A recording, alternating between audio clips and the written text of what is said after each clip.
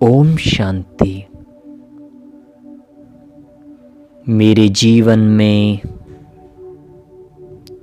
सदा ही सुख है, शांति है, आनंद है, प्रेम है, शक्तियाँ हैं। लेकिन ये सब कुछ जीवन में तभी है जब मेरे जीवन में सत्य ज्ञान की अनुभूति है। सत्य ज्ञान चांद तारों का ज्ञान नहीं, सत्य ज्ञान इस शरीर का ज्ञान नहीं, लेकिन सत्य ज्ञान है कि इस संसार में ना तो कोई हमारा था और ना ही हम किसी के थे, ना ही कोई हमारा है और ना ही किसी के हम हैं, ना ही कोई हमारा हो सकता है और ना ही सदा हम किसी के हो सकते हैं। ये सत्य ज्ञान, आत्मिक ज्ञान मन और बुद्धि को सभी दुखों से मुक्त कर देता है।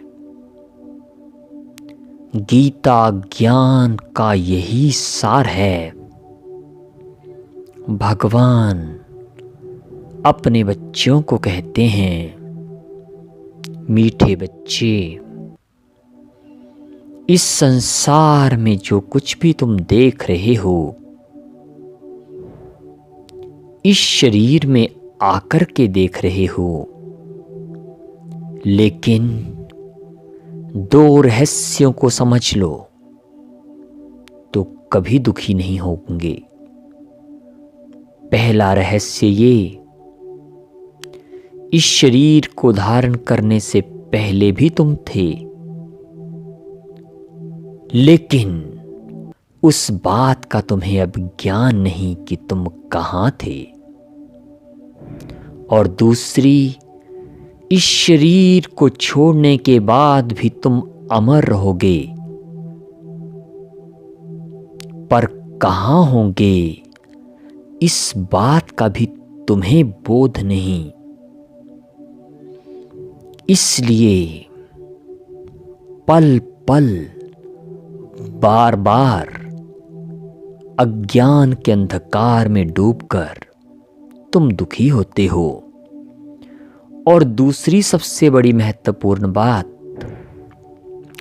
कि इस संसार में जो कुछ भी हो रहा है वो होनी है, वो ड्रामा है, सभी आत्माओं का अविनाशी पार्ट है।